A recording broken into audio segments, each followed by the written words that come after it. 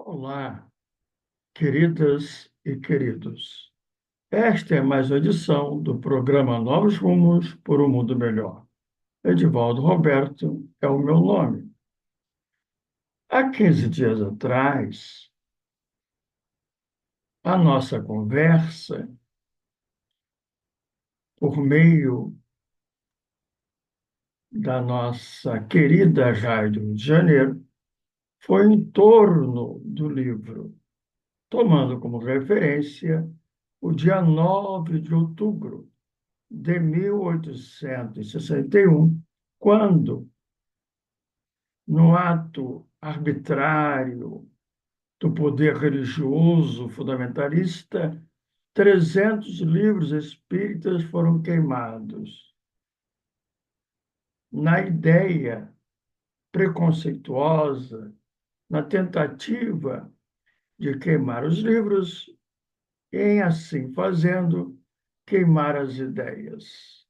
Allan Kardec denominou tal fato como o Auto de Fé de Barcelona. Os livros foram queimados, mas as ideias não. Elas se multiplicaram em outros livros na Europa, de Allan Kardec, e desta ao Brasil aos dias de hoje. De certo modo, esta edição do programa Novos Rumos para o Mundo Melhor vai desdobrar a nossa conversa anterior. E começamos tomando um livro, sim, um livro, cujo título é Proteção Social e Proteção Socio-Religiosa, Direito e Caridade, um estudo de caso na Rocinha, Rio de Janeiro.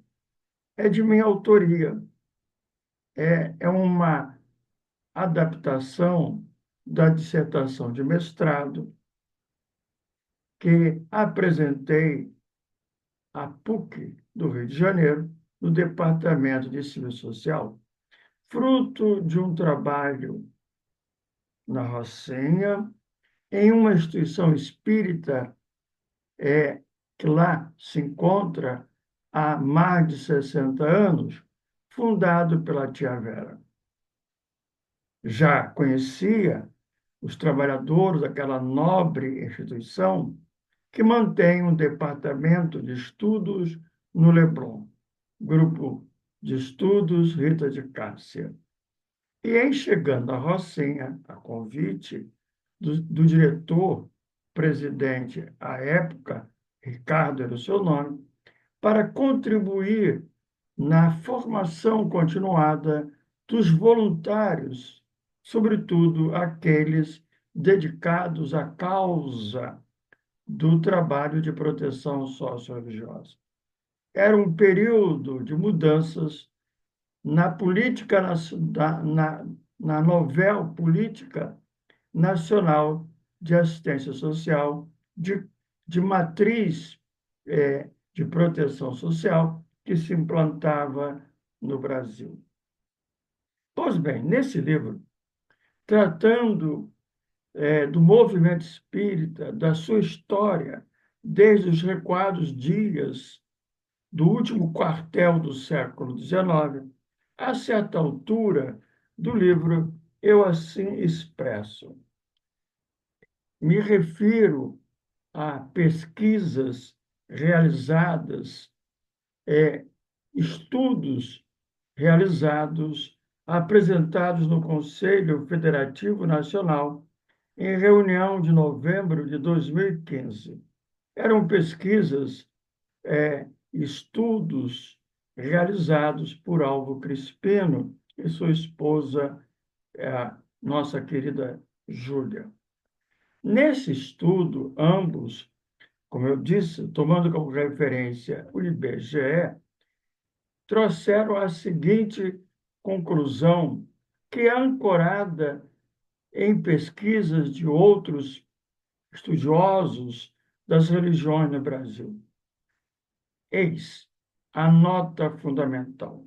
O perfil dos espíritas do Rio de Janeiro e, quiçá, pode-se dizer, até não talvez, mas sim, é, é de classe média urbana, de alta escolaridade, de maior renda entre os religiosos. E, no caso do Rio de Janeiro, predominantemente moradores dos bairros da Grande Tijuca e da Zona Sul.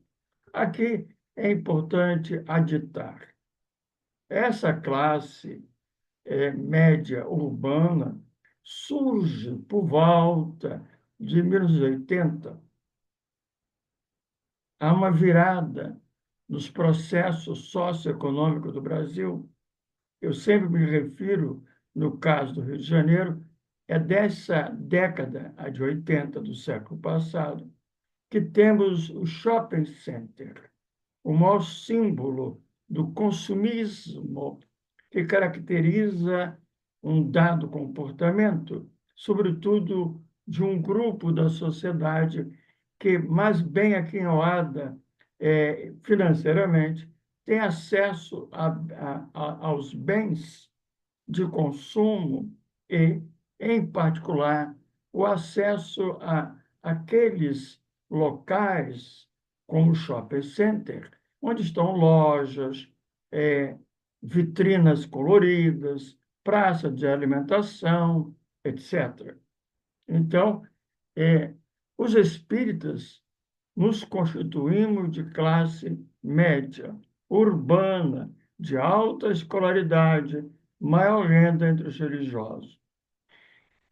Em relação a isso, outros pesquisadores, inclusive espíritas, acrescentam que, por conta disso, provavelmente, letrados que somos, os espíritas, com essa alta escolaridade, temos acesso aos livros espíritas, no caso. Daí pode-se dizer que a doutrina espírita é uma doutrina dos livros, do discurso escrito, livros mediúnicos, desde aqueles que são a base da doutrina espírita, aqueles da codificação espírita, organizados por Allan Kardec, nobre pensador, Hippolyte Léon Denis Arrivai, um pensador altamente escolarizado, que, como secretário dos Espíritos, dialogando com eles, nos oferece desde o Livro dos Espíritos aos demais. Na sequência, outros livros. No Brasil, livros mediúnicos, sobretudo da Lavra Mediúnica de Chico Xavier, pelas mãos dele, Emmanuel, André Luiz e outros autores do mundo espiritual, escritores, poetas bem conhecidos, na sequência, os livros pelas mãos do médium Divaldo Pereira Franco e assim por diante. Então, o livro é a nossa marca. Somos de classe média urbana, somos do livro, portanto, do discurso escrito. E um pouco adiante, ainda se pode dizer que nos apropriamos de um discurso escrito livremente, porque a doutrina espírita, diferente de outras estruturas ditas religiosas, que têm seus teólogos, dominadores, seu grupo que controla o conhecimento, na doutrina espírita é dado o livre exame de fato, porque se apoia na razão. Essa é a marca espírita.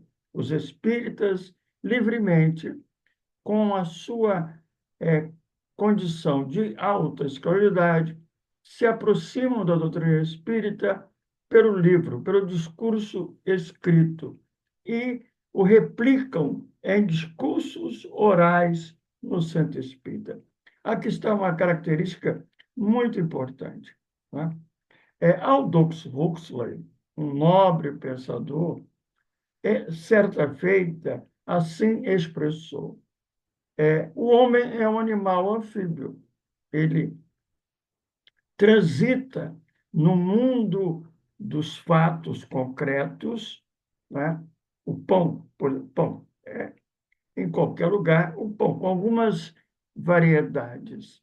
E o conceito, no caso, trazendo para nós os espíritas, o conceito básico está, os conceitos básicos estão nos livros, desde Allan Kardec. É a grande referência, é o ponto de convergência. Mas, considerando a liberdade de pensamento, cada um se aproxima e se apropria, com a sua autoescolaridade, esse discurso escrito e o replica, repetindo oralmente. Quer dizer, há uma mediação claramente posta. Uma coisa é o que está no livro, o conceito, e o outro é o discurso oral, sobretudo de alguns que, dada a sua condição de autoletramento, escrevem outros livros sobre aqueles básicos da doutrina espírita, produzem a partir deles, mais ou menos, outras obras, e assim por diante. Vamos dizer o seguinte, que é uma vivência do mundo da linguagem, o discurso. E esse discurso que os espíritas produzem, promovem nas casas espíritas, muito à semelhança dos, tanto são chamados tribunos, oradores, porque é uma oratória, é a palavra falada.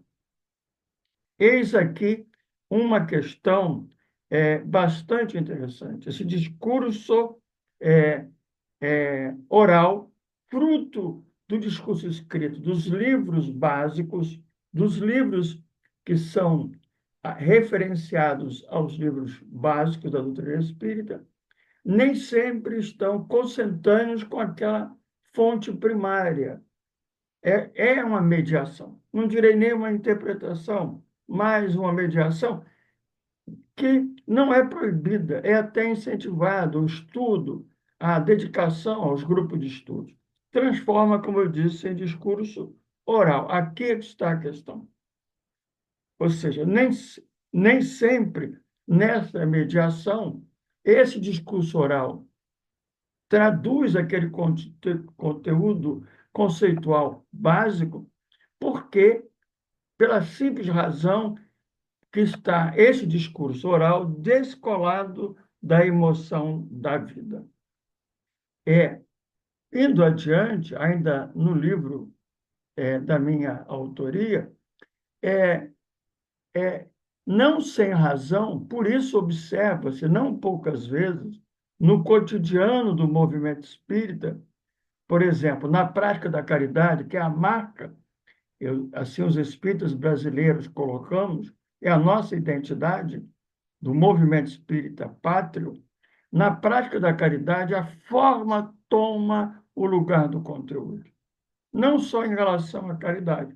Acaba que ficamos no plano formal, que nem é aquele original do conceito básico dos livros do discurso escrito, e sendo muito mais uma deformação daquilo do discurso oral, que se distancia do factual e, em assim fazendo, se distancia do discurso básico escrito que está no livro. Ou seja, nós pensamos que estamos com o discurso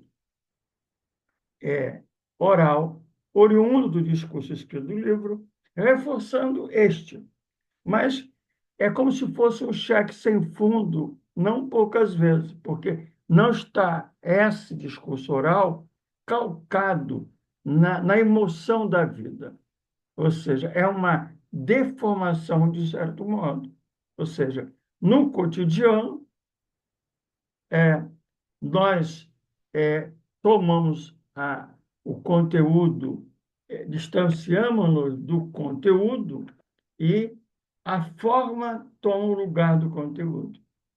Por exemplo, voltando à caridade, o amor, nós falamos sobre o amor, calcado no que está escrito, no discurso escrito, mas a vivência, não poucas vezes, não chancela, não ampara isso. Há um fato que eu gosto de trazer, conhecendo uma filha de um nobre espírita, escritor, médico, foi diretor do, é, do Jardim Botânico, ele era um dos maiores conhecedores do cerrado, desse bioma cerrado. E ela é uma intelectual, uma escritora, pesquisadora, socióloga, psicóloga. Pois bem, ela falava-me na intimidade das conversas que seu pai, Carlos Toledo Vezina, esse nobre espírita, quando ela, adentrando a adolescência, ou acompanhando nas casas espíritas, ele prestava serviços como médico, e à noite, por vezes, ela estava com ele nas palestras, assistindo. E ela pôde observar, arguta que era, que havia um discurso oral bonito, emocionante, mas essa mesma fala, aquela pessoa que falava, ela o acompanhara quando estava com o pai em práticas no cotidiano com criança. Falava à noite de amor, levando as lágrimas, mas no cotidiano a, o discurso oral não sustentava-se numa prática de fato continuamente ou mais das vezes amorosa. Isso é muito interessante. Dando um outro exemplo, isso já na Rocinha. Eu estava com um grupo de mulheres da comunidade que recebiam a chamada matula na casa aos sábados, fazendo uma roda de conversa, discutindo várias questões para conhecê-las melhor. E eis que uma delas, chegando atrasada, ela, ao se justificar pelo atraso, disse que encontrara pelo meio do caminho, num beco, é, às vezes muito estreito, uma outra pessoa, que comumente estava ali cedo, aos sábados, já um tanto embriagado, que lhe importunou, provocou, e ela não reagiu como era de seu hábito antigo. E as colegas ficaram espantadas. Ah, você mudou. Aí ela se refere à doutrina espírita, mas não ao discurso oral é, das manhãs de sábado, as palestras públicas. Ela se refere, em particular, a um trabalhador que distribuía matula, simpático, gentil, sempre brincalhão, com a boa relação. Então, veja, o que ela ouvia, o discurso oral que ela ouvia aos sábados, estava calcado, apoiado, chancelado numa conduta de um trabalhador, de um voluntário. Então, veja, o que, de fato, leva a pessoa a tomar o discurso escrito, o conceito básico da doutrina espírita, de amor, de perdão, não é o discurso oral do orador, por melhor que ele seja. É a sua vivência, é quando aquilo que ele traz do discurso oral, como mediador do discurso escrito, está calcado, amparado na emoção da vida. Aí é que é a pedra de toque. Então, nós somos uma doutrina do livro, sim, sem dúvida, do discurso escrito desde Allan Kardec, no 18 de abril de 1957. Mas desde então, e sobretudo no modus brasileiro de organização, nós adotamos uma prática pedagógica que Allan Kardec, no capítulo 3º, Método, chama do discurso, da tribuna, do púlpito. Preferimos historicamente esse modus pedagógico. Isso coloca esse intelectual espírita num papel de destaque, de alto destaque, sobretudo num país de analfabetos, ainda analfabetos funcionais, que não têm acesso a esses discursos escritos com tanta facilidade e acabam dependendo do discurso oral daquele que faz a mediação com o conceito básico. Por isso, aquela senhora pobre da Rocinha, ela estava mudando o seu comportamento, calcando no discurso escrito dos livros que alguém, nas manhãs de sábado, lhe trazia, mas amparado, chancelado, provado, demonstrado no, no cotidiano, na emoção da vida, na forma de relação. Aí é que, repito, está a pedra de toque. Então, para concluir esse bloco, falando do livro, não podemos esquecer, repito, de que nós somos de classe média urbana, ou seja, nós temos o hábitos, essa expressão com TUS no final, é de um pensador francês, Bourdieu. Ele traz essa ideia aí, e o hábitos espírita é esse, é um discurso oral calcado no discurso escrito, e nem sempre o vivido corresponde ao discurso escrito, fundamental, na mediação do discurso oral daquele que se coloca como representante do pensamento espírita, porque não é vivido. Não é que tivesse que no cotidiano que sejamos é, sem contradições. Por enquanto não dá. Teremos contradições é, em nós, é da nossa condição mediana de evolução. A coerência não está na continuidade, mas na consciência da própria limitação. É consciente de que temos sombras, que podemos ir, de fato, melhorando, crescendo, nos transformando, e aí chancelando o que dizemos como mediador do que está escrito por um comportamento que busca a coerência e, e se reconhece frágil nessa tentativa, não culpando-se, mas compreensivamente entendendo suas próprias limitações. Isso nos torna muito reais, verdadeiros e autênticos.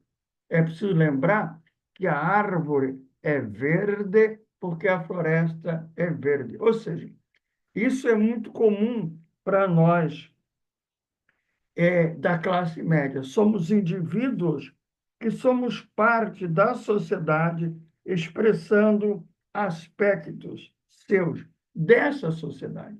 Isso é muito importante porque é uma sociedade consumista, hedonista, preconceituosa, que desigual, assimétrica. E como é que nós ficamos nós nisso? Já que a doutrina espírita propõe fraternidade, amor uns pelos outros. Como é que fica isso? Então, são desafios que devemos enfrentar. Aqui vamos encerrando esse primeiro bloco da nossa edição de hoje do programa Novos Rumos por um Mundo Melhor.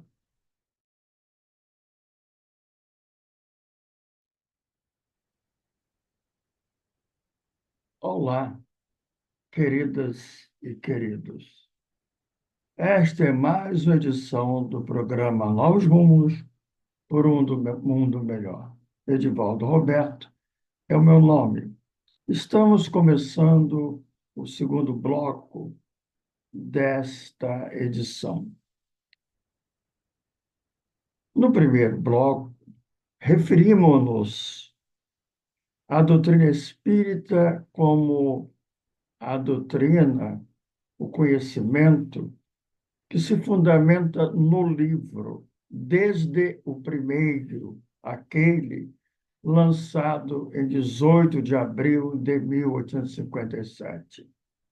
E, na sequência, os demais livros. E registrei o fato histórico de que 300 livros espíritas foram queimados em 9 de abril de 1861, em Barcelona, por ordem do poder eclesiástico, uma ação inquisitorial, lembrando aí a velha Inquisição. Por que os livros foram queimados? Porque eram eles o instrumento, a ferramenta, o veículo de apresentação, divulgação de ideias. Os livros foram queimados pelo seu conteúdo, porque exatamente o conteúdo é a cultura, e, no caso, uma cultura nova, que surgia na segunda metade do século XIX, em contraposição a uma velha cultura religiosa, dogmática, da fé cega, de um fundamentalismo baseado na verdade única, aquela dos dominantes, do pensamento único, e numa conjuntura de reação a esse processo histórico até então vigente. Uma reação que vinha por meio da razão, que sustentava uma novel ciência, que trazia em consequência uma filosofia nadaísta, materialista.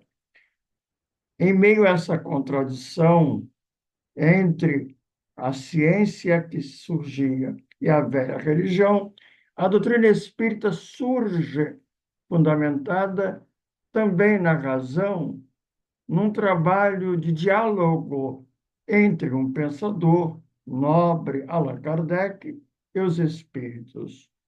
Portanto, a doutrina espírita é um conhecimento enciclopédico, já foi dito em outras oportunidades, do qual estamos ainda no ABC, nas primeiras letras desse alfabeto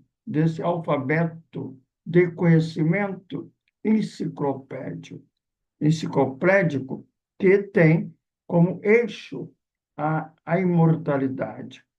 Nós não somos sobreviventes depois da morte. É mais do que isso, nós somos imortais. Essa é a essência, diferente do materialismo rasante, rasteiro, que fazia da morte o fim. Nós somos espíritos antes do berço e depois do túmulo.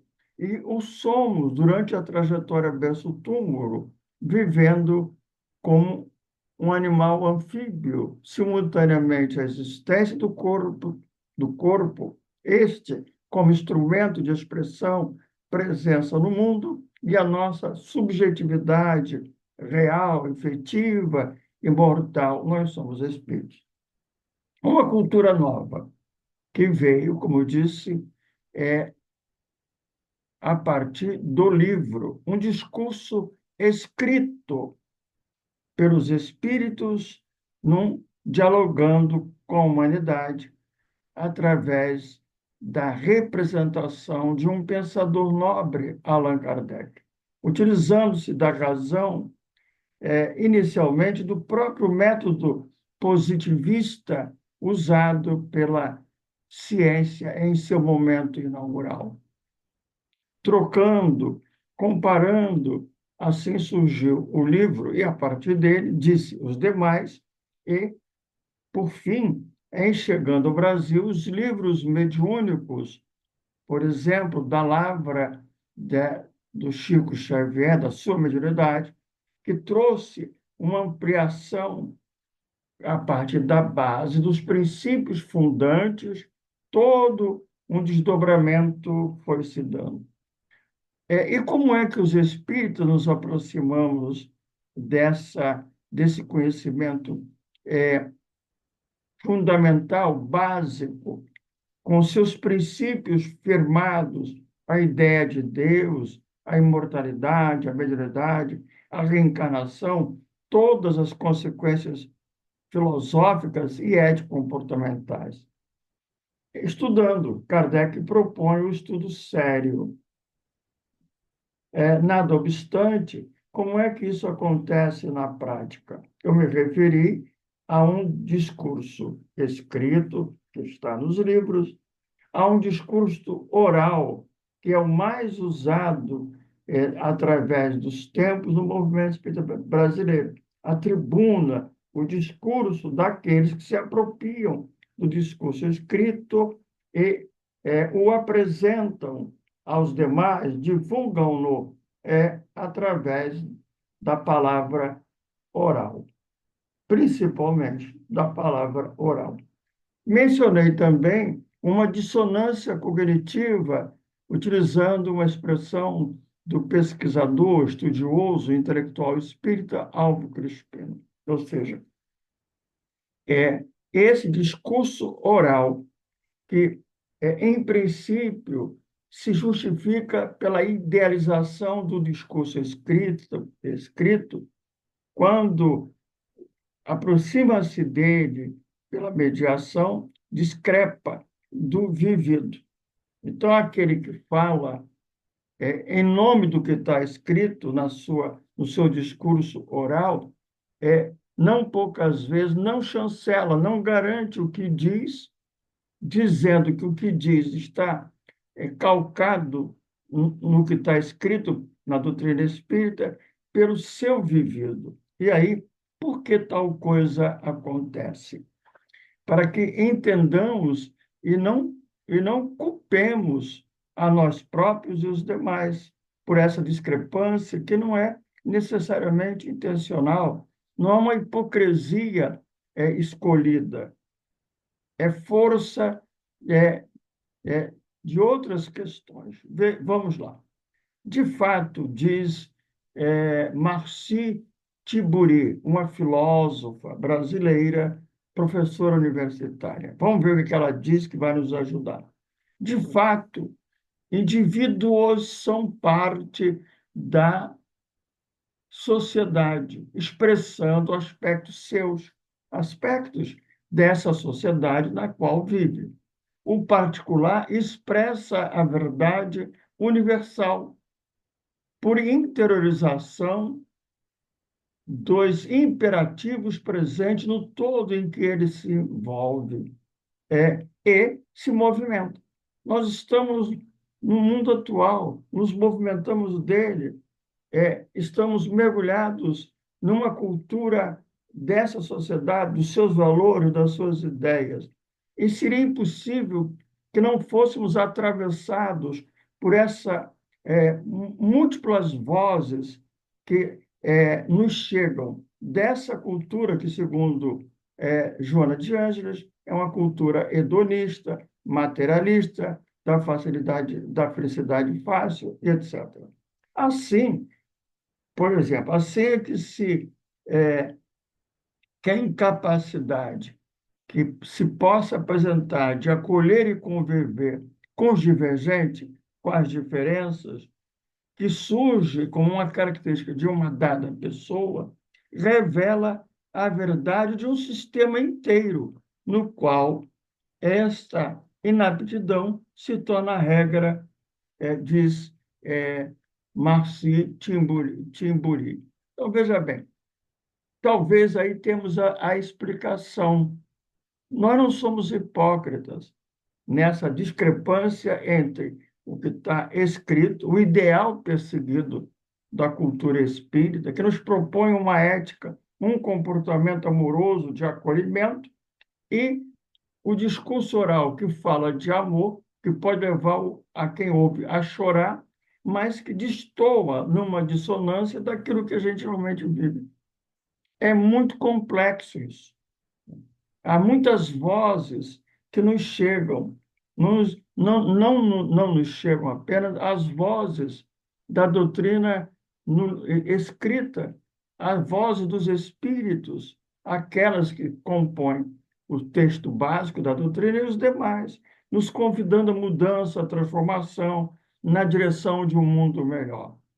É preciso que entendamos isso para melhor lidar com essa discrepância. Isso tem a ver, em particular, com uma cultura que está por baixo, no fundo dessa cultura dita contemporânea, de um mundo capitalista, de um mundo do dinheiro, do poder, da ganância. É aquela herança, sobretudo no Brasil, da matriz católica, que nos desenhou um ideal de santidade inalcançável e nos fez, por outro lado, mergulhar numa culpa Isso nos cria dificuldades, conflitos íntimos de lidar com as nossas próprias contradições e lidar com as contradições que nos chegam desse mundo complexo, de um mundo em travessia. Ainda mais agora, quando temos a cultura digital. Vou me valer aqui de uma autora, cronista, que escreve aos domingos numa revista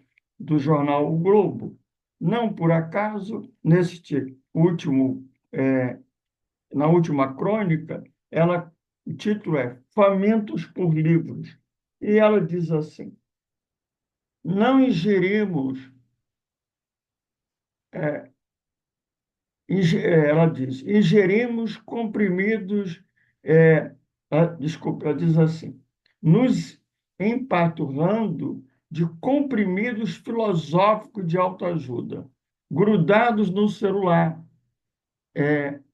Ingerimos microdoses de aprendizado, como treinar os bíceps, meditar em 3 minutos, lidar com a menopausa, visitar os Lençóis Maranhenses e outras pílulas de bem viver para consumo imediato e nos engajamos. São essas vozes hoje que nos chegam pelo mundo digital, dessa cultura contemporânea de marca capitalista, confusa, dos algoritmos. E ela prossegue. Nada disso impede que a vida continue medíocre e as relações miseráveis.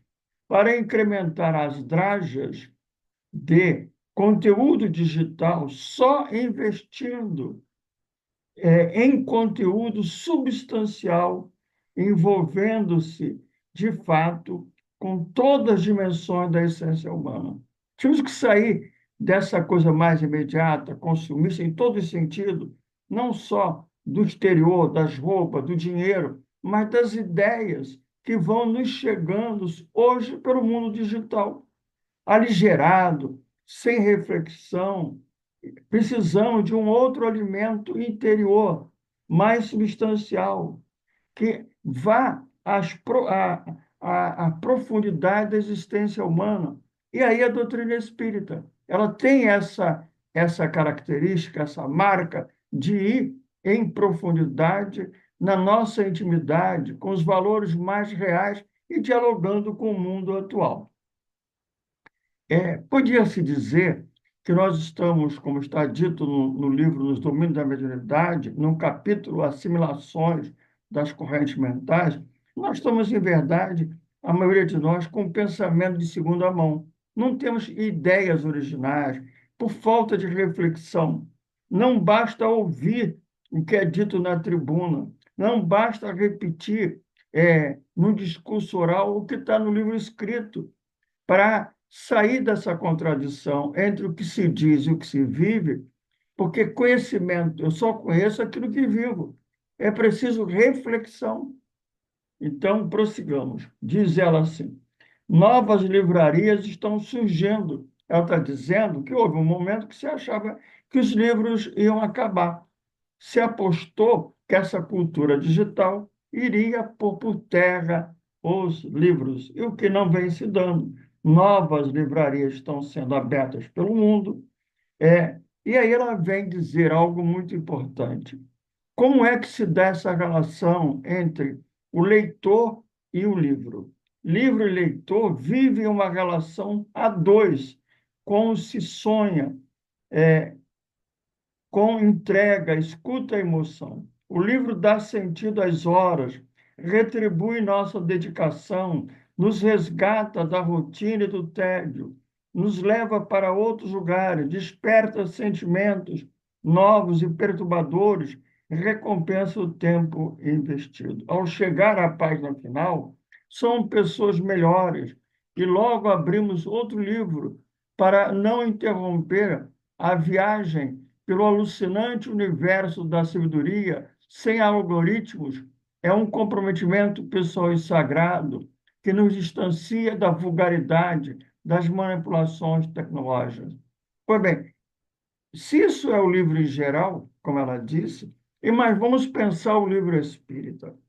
Se nós tivéssemos por hábito fazer o que ela diz, criar um diálogo continuado com o livro Espírito, para além daquilo que ouvimos na tribuna, nós prosseguíssemos diariamente nesse diálogo com o livro Espírita, como um amigo, um companheiro, aconteceria de fato, porque esse conteúdo da doutrina espírita, como já dissemos, ele é por si revolucionário, transformador, ele vai às entranhas de nós mesmos. Se nós nos entregássemos ao livro, à escuta, com emoção, como ela diz, como rotina, ele iria nos recompensar com um conhecimento profundo, fazendo com que cada vez mais nos aproximássemos do ideal, daquilo que está escrito de fato na doutrina espírita, a sua cultura transformadora e o vivido nessa mediação natural. Ainda crescentes, e aí caminhando às conclusões, se nós criássemos o hábito de estudar em grupo, como propõe Kardec, numa forma dialógica, não com um coordenador que somente fala, que somente dita, mas dando força ao grupo, criando um espaço de aprendentes, no qual todos somos aprendentes, tirando a figura dominadora do famoso orador, daquele que tem a palavra final e às vezes única, mas ele cumprindo um papel de intelectual que media, que ajuda, que contribui, mas que não é dono da palavra nem da verdade. Mediação dialógica, como está proposto, a bem da verdade, no documento orientador para o estudo do Conselho Federativo Nacional da Federação Brasileira e que, na área da ápice, que eu contribuo, nós estamos chamando de espaço de convivência, de troca, onde há afeto. Esse conhecimento tem que ser mediado sempre pelo afeto de uns com os outros. Bom, aqui está, vamos, a edição do programa Novos Rumos de hoje está chegando ao seu final. Podemos retornar esse tema oportunamente. Aqui quero deixar um abraço com carinho para os queridos e queridos que nos acompanham nesse programa, Edivaldo Roberto.